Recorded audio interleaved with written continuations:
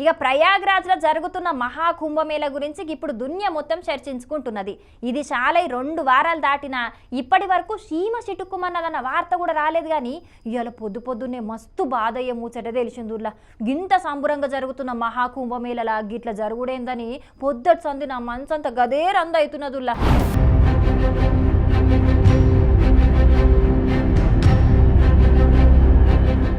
మౌని అమావాస్య నాడు గంగా నదిలా ముఖ్యంగా త్రివేణి సంగమం దగ్గరున్న నీళ్లు అమృతంతోని సమానమని భక్తుల నమ్మిక. గందుకే మౌని అమావాస్య నాడు పుణ్యస్నానాలు చేయనీకి అద్దుమరాత్రి నుంచే త్రివేణి సంగమం కాడికి బయలెల్లిరు జనాలు. ఇగియాల తానం చేస్తే జన్మ జన్మల పుణ్యం అత్తదని చెప్పి కోట్ల జనాలు ఇయ్యాలనే ప్రయాగ్రాజ్ కు పోయిర్రు. త్రివేణి సంగమం కాడున్న బారికెట్లను దాటుకొని పోతుంటే అవి ఇరిగిపడి తొక్కిసలాట అయిందని కొందరు అంటున్నారు. ఇంకొందరు మాత్రం ఓ దిక్కు ఉష్కే పోతే రాలనంత మంది జనాలు తానాలు చేయని ఎటువలనో కూడా సమజ్గాని పరిస్థితి.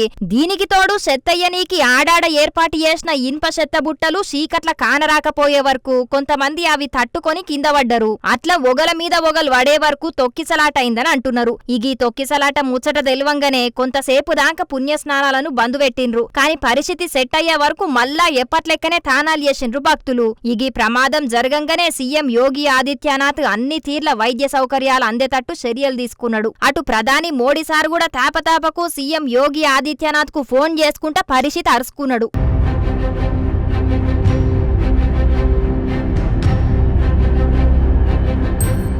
జనవరి 13 తారీఖు నాడు చాలైన కుంభమేళ ఫిబ్రవరి 26 తారీఖు దాకా 45 రోజులు నడుస్తది. కాకుంటే మౌని అమావాస్య రోజు పుణ్యస్నానం చేయాలని చెప్పి కోట్ల మంది భక్తులు ఇయ్యాలనే ప్రయాగ్రాజ్ బాట పట్టే వరకు గంగా నది తీరమంతా జనాలతోని నిండిపోయింది. 12 పూర్ణ కుంభమేళాలతోని సమానమైన మహా కుంభమేళను 144 ఏండ్ల కోపారి జరుపుతారు కాబట్టే ఈ మహా కుంభమేళకు కోట్ల మంది భక్తులు అత్తున్నారు. మరిగా భక్తులు పుణ్యం అత్తదని చెప్పి కోట్ల మంది అంటే కొన్ని దేశాల జనాభాతోని సమానమయ్యేంత మంది ఒక్కటే నాడు తానాల కోసానికి పోతే ఏ సర్కారైనా ఎంతని సౌలతులు చేస్తది. గిసుంటి జరిగినప్పుడు సర్కార్లను బద్నాం చేయకుండా జర మనమే ఎవల్కాలు జాగ్రత్తగా మెదులుకోవాలి. ఏమంటున్నాం ప్రయాగ్రాజ్ పోయే భక్తులు, మరిగా మీరైతే పైలంగా పోయిరాన్రి, సరేనా?